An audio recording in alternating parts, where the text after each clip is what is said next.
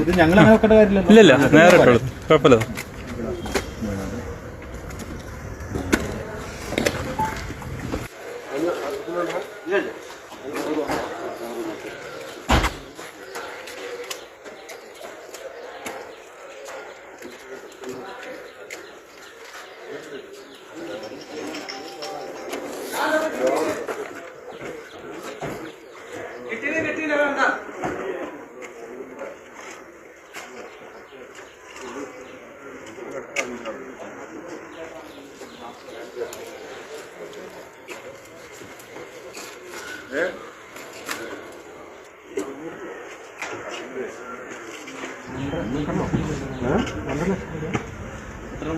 എന്നോട്